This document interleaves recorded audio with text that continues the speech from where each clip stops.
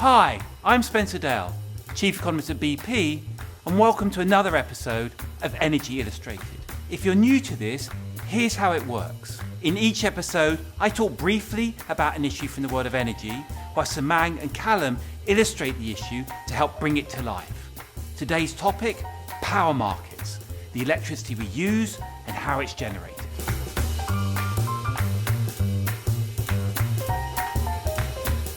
Power markets are central to the global energy system today. Almost 45% of all the world's primary energy goes into producing electricity. And over the next 20 years, power markets could absorb as much as 3/4 of the increase in primary energy.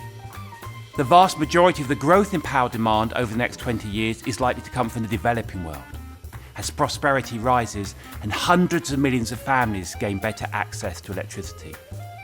Today, over 800 million people, that's over 10% of the world's population, are estimated not to have access to electricity.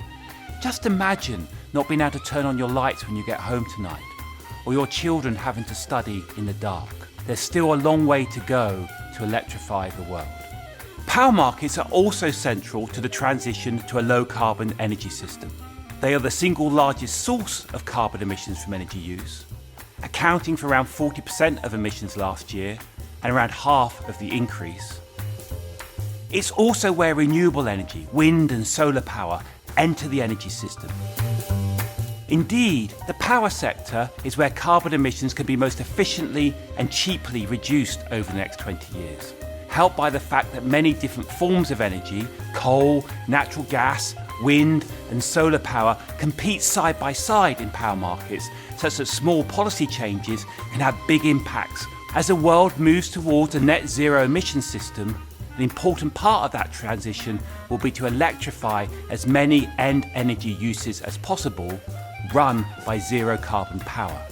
It's quite possible that as much as 2/3 of all final energy uses could be electrified in a net zero world.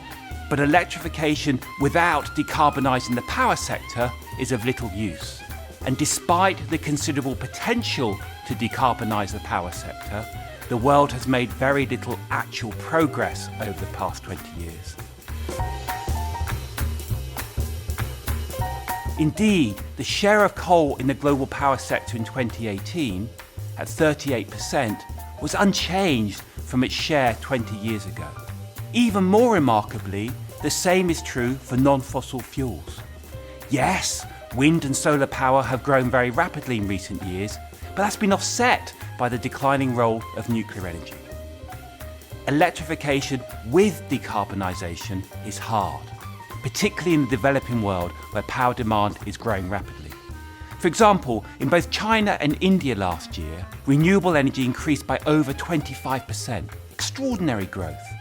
But that wasn't sufficient to even match the growth of power demand. As a result, coal consumption in both countries' power markets increased in 2018. Continued rapid growth in renewable energy, wind and solar power, will be critical to decarbonising power markets over the next 20 years. But it's unlikely to be sufficient on its own.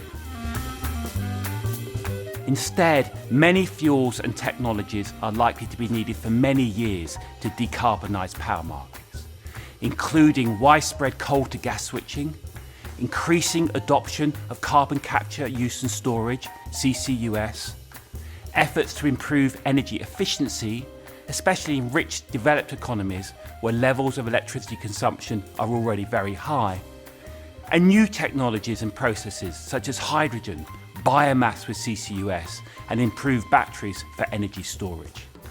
It's easy to take the electricity that many of us enjoy each day for granted and not think about where it comes from or how it's generated.